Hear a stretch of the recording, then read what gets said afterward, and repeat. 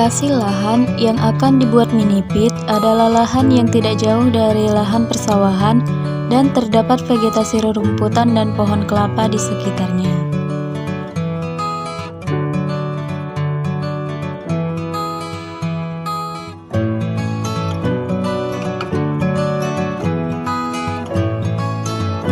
Pertama, proses pengukuran. Kali ini saya akan membuat lubang mini pit dengan ukuran 30 x 30 cm dan kedalaman 0 hingga 60 cm.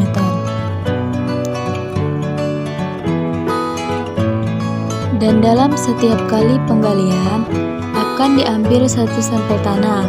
Misalnya, pada penggalian pertama akan diambil sampel tanah yang pertama dan pada penggalian kedua akan diambil sampel tanah yang kedua.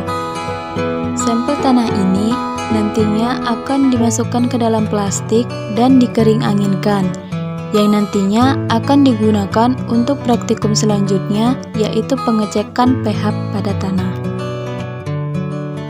Berikut ini adalah proses pengambilan sampel tanah yang pertama.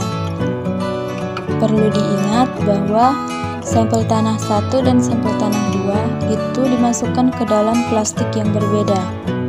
Artinya tidak boleh dicampur ya.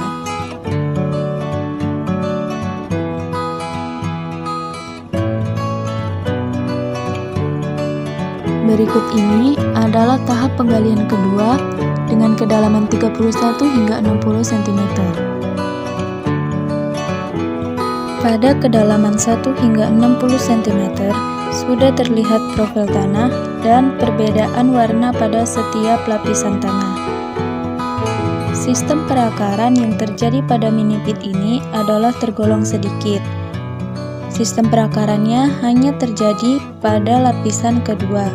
Namun, terkadang dijumpai juga antara kedalaman 31 hingga 60 cm masih dijumpai beberapa akar pohon kelapa.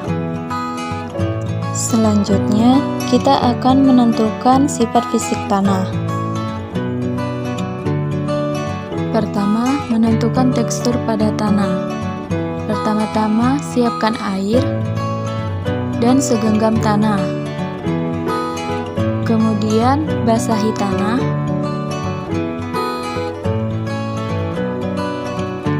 Dan rasakan tekstur tanah dengan menggunakan ibu jari dan telunjuk.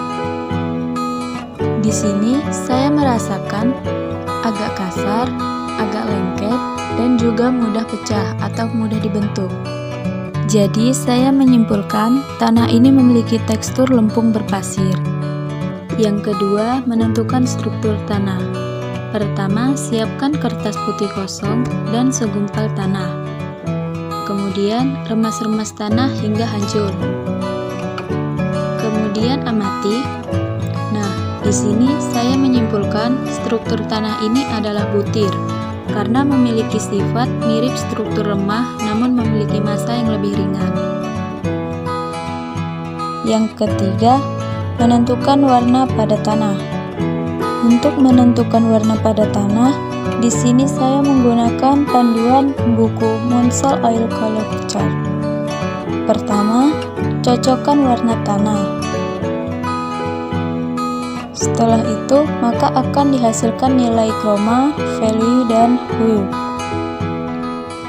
Setelah dihasilkan nilai chroma yaitu 4, value-nya 5, dan hue-nya 5YR, maka hasilnya adalah 5YR 5/4.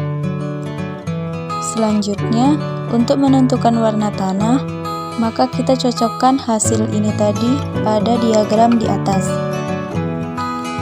Nah, di sini warna tanah yang dihasilkan adalah warna reddish brown, seperti pada kotak yang terlihat di sini.